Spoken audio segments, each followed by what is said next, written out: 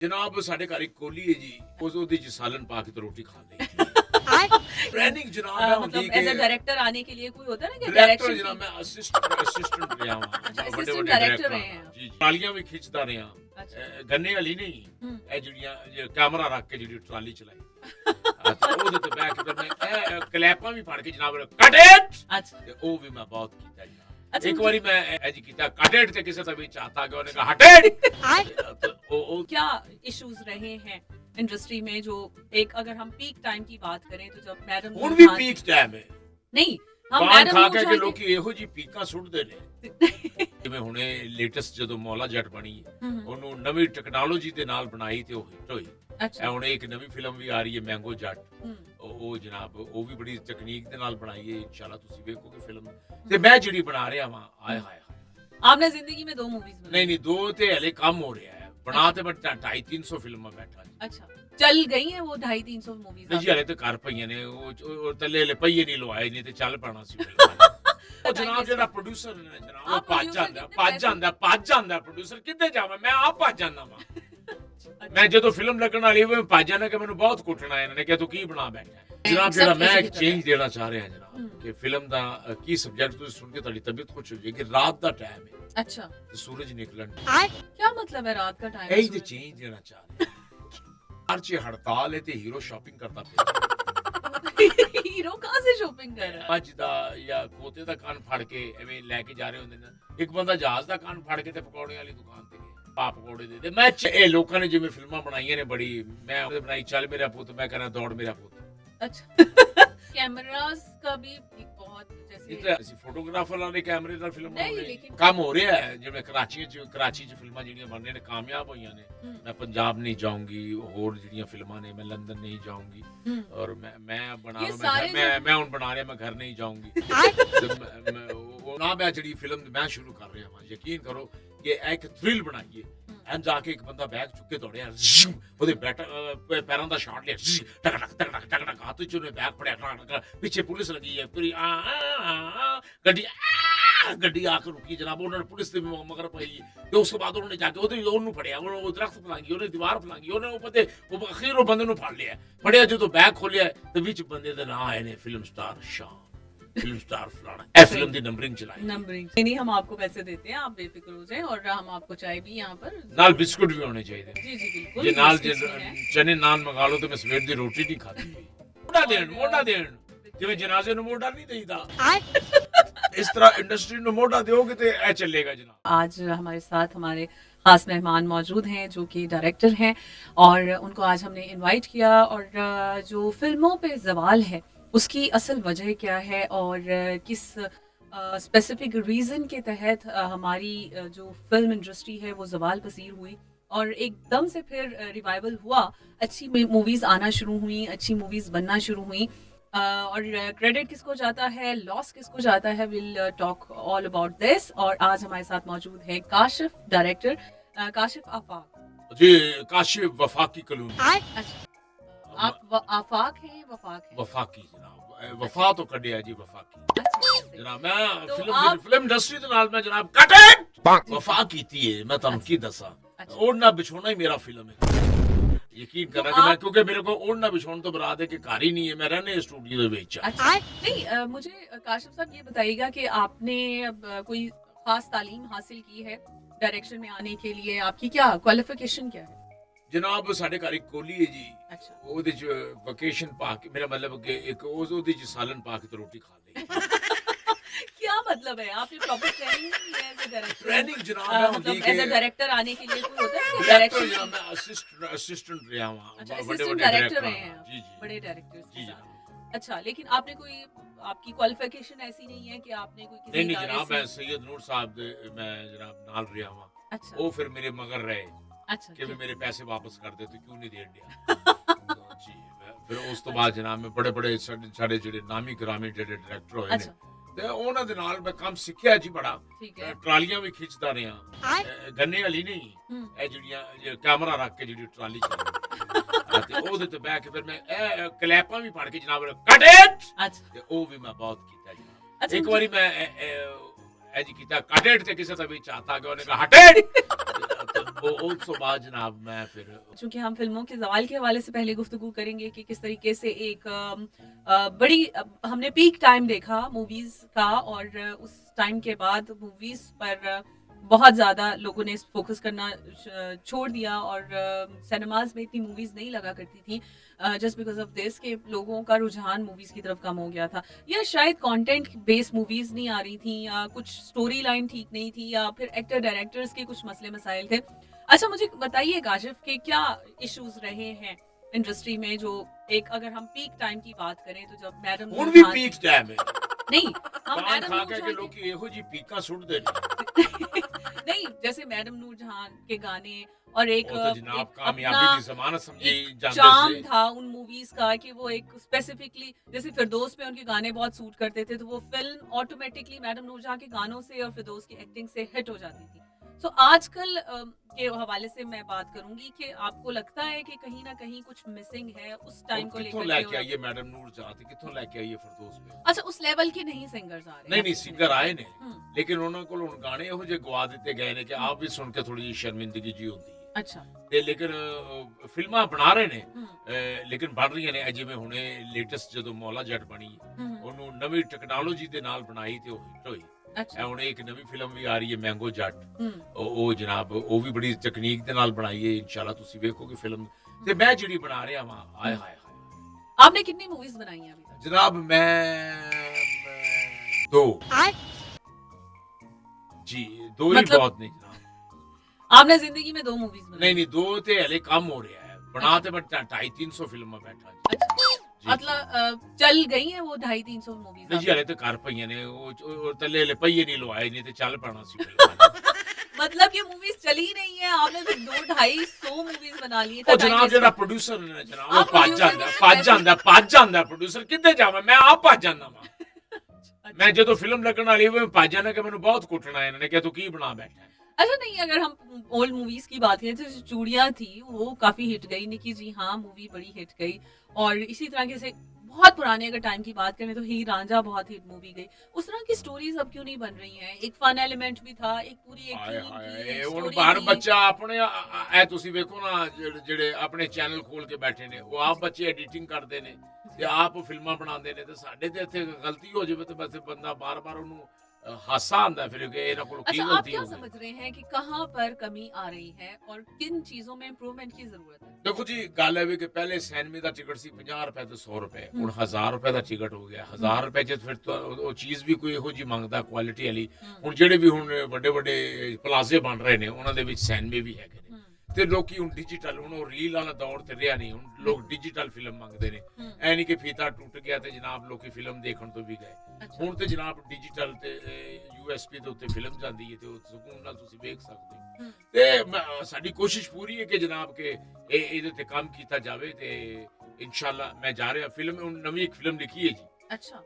क्या हाँ। Story line, क्या किस तरह के स्क्रिप्ट आजकल चल रहे ਆ हैं? ਜਨਾਬ सब ਜਿਹੜਾ किसी ਮੈਂ की ਇੱਕ तरह। ਚੇਂਜ ਦੇਣਾ ਚਾਹ ਰਿਹਾ ਜਨਾਬ ਕਿ ਫਿਲਮ ਦਾ ਕੀ ਸਬਜੈਕਟ ਤੁਸੀਂ ਸੁਣ ਕੇ ਤੁਹਾਡੀ ਤਬੀਅਤ ਖੁਸ਼ ਹੋ ਜਾਏਗੀ ਰਾਤ ਦਾ ਟਾਈਮ ਹੈ अच्छा, ਤੇ ਸੂਰਜ ਨਿਕਲਣ ਦੇ क्या मतलब है रात का टाइम? ਇਹੀ ਤੇ ਚੇਂਜ ਦੇਣਾ ਚਾਹ ਰਿਹਾ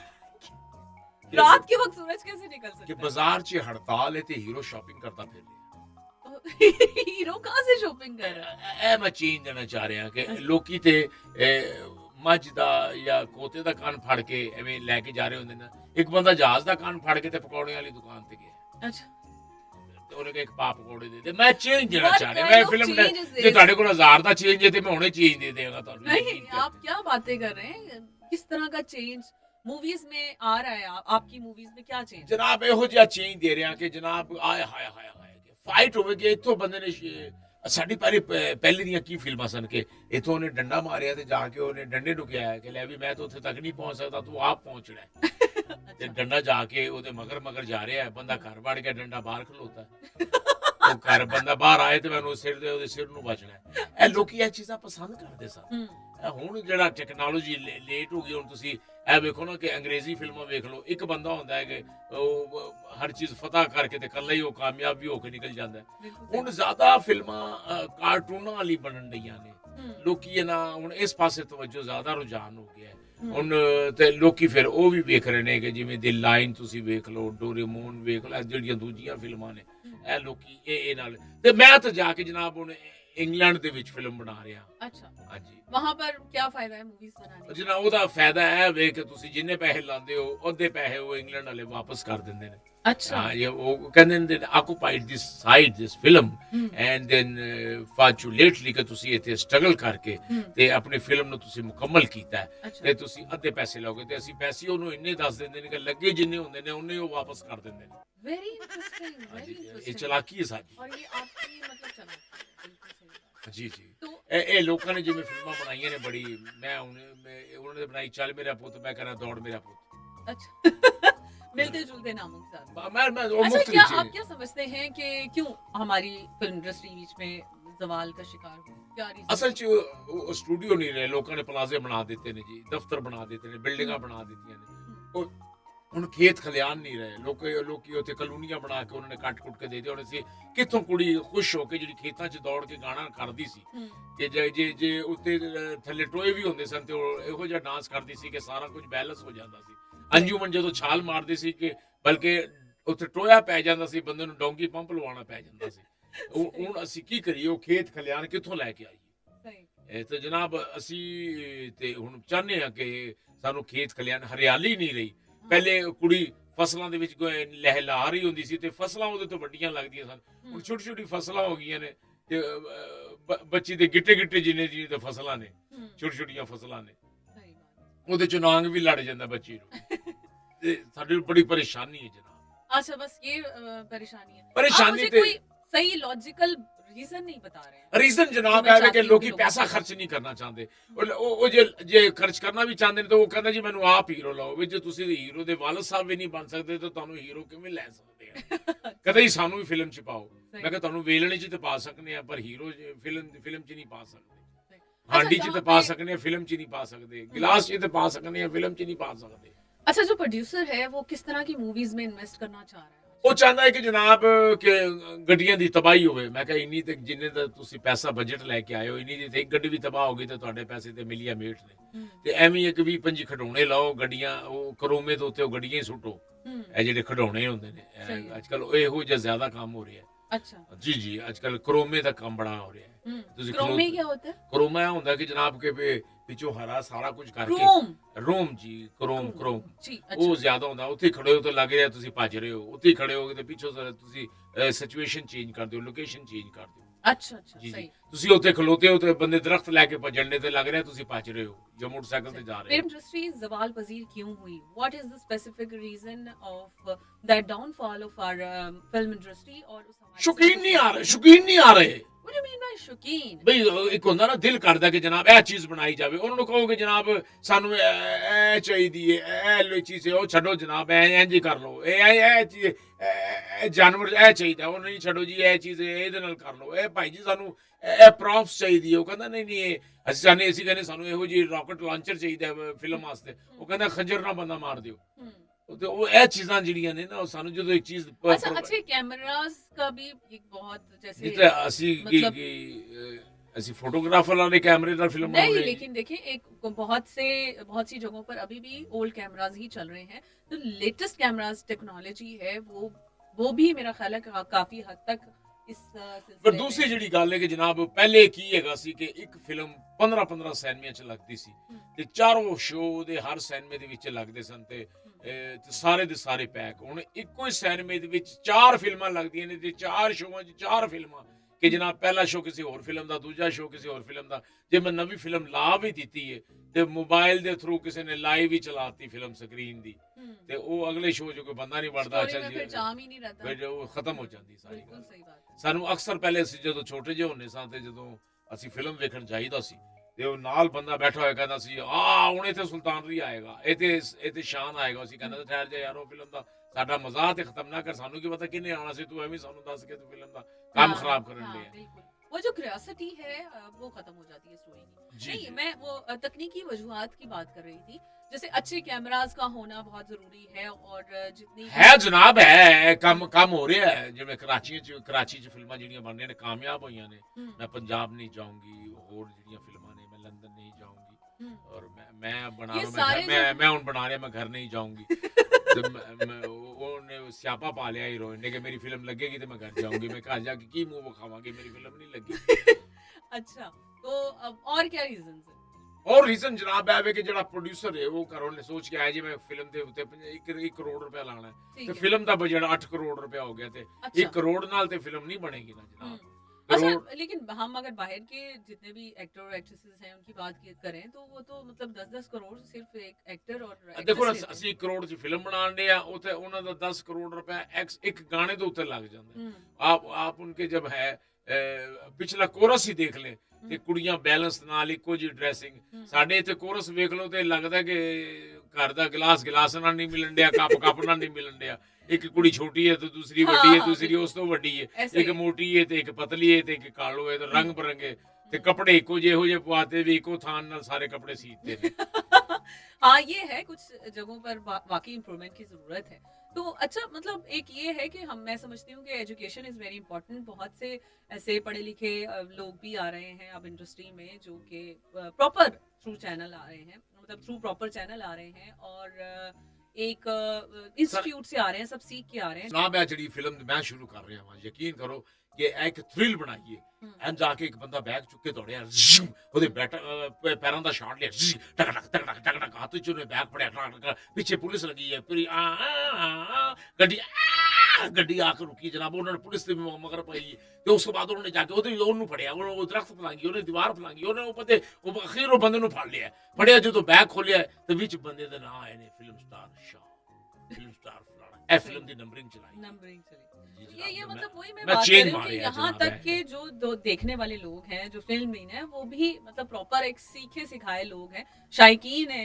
मूवी भी आप देखें तो उनका भी ज्यादा जो इंटरेस्ट होता है ऐसी मूवीज में होता है जो कि देखने में रियल लगे, रियल फाइट्स हों, हर चीज मतलब ਨਹੀਂ ਜੀ ਅਸੀਂ ਅੱਜ ਵੀ ਫਿਲਮ ਦੀ ਤੁਸੀਂ ਫਾਈਟ ਵੇਖੋ ਤਾਂ ਆਵਾਜ਼ਾਂ ਅਸੀਂ ਉਹੀ ਲਾਈਆਂ ਵਾਟਸ਼ਮਾ ਵਾਟਸ਼ਮਾ ਵਾਟਸ਼ਮਾ ਵਾਟਸ਼ਮਾ ਵਾਟਸ਼ਮਾ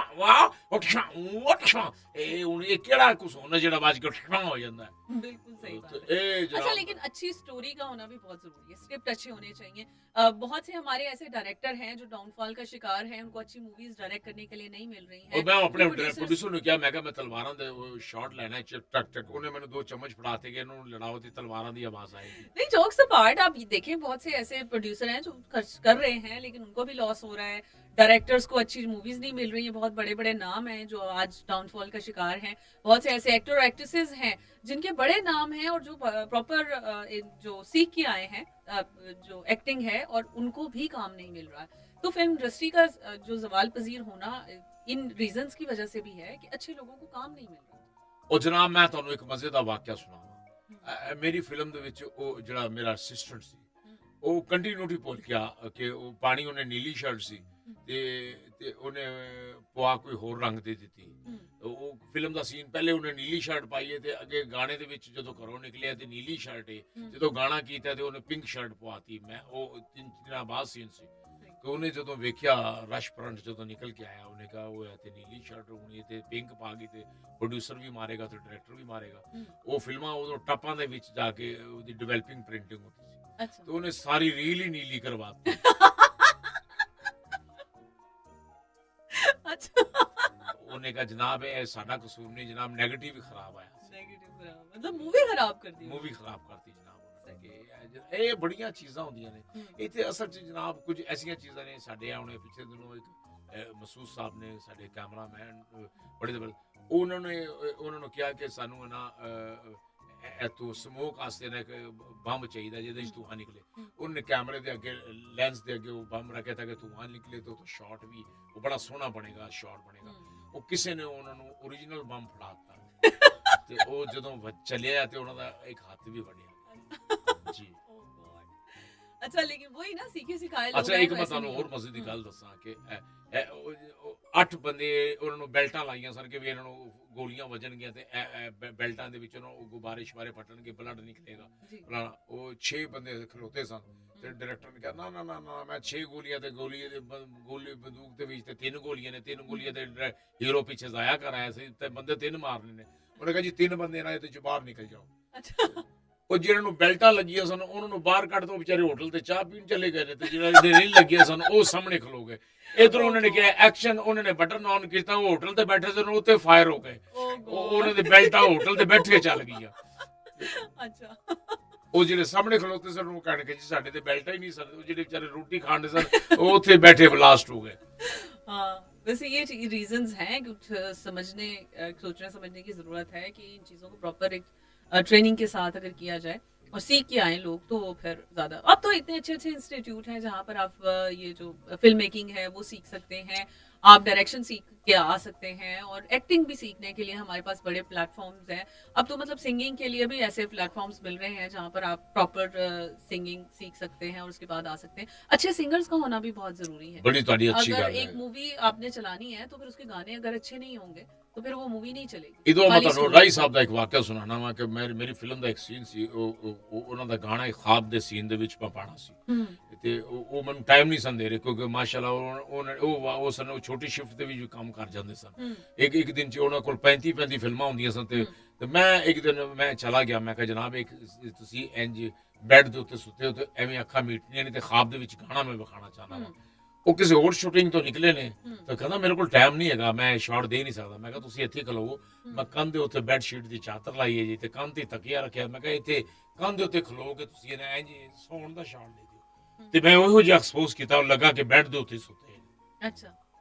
ਇਹ ਮੈਂ ਉੱਥੇ ਕੰਧ ਦੇ ਉੱਤੇ ਹੀ ਉਹ ਖਲੋਤੇ ਉਹਨਾਂ ਦਾ ਸ਼ਾਟ ਲੈ ਕੇ ਤੇ ਉਹਨਾਂ ਨੂੰ ਸੁਆ ਕੇ ਤੇ ਜਨਾਬ ਉਹ ਸੀਨ ਮੈਂ ਬਣਾਇਆ। ठीक है, जी वेरी जनाब। इंटरेस्टिंग। इंटरेस्टिंग नहीं जनाब, एक हमाकत है कि well thank you so much, आप यहाँ तशरीफ नहीं, हम आपको पैसे देते हैं, आप बेफिक्र हो जाएं और हम आपको चाय भी यहाँ पर नाल बिस्कुट भी होने चाहिए ने। जी जी बिल्कुल, जे नाल जे बिस्किट्स भी हैं। चने नान मंगा लो तो मैं सवेर दी रोटी नहीं खाती हुई।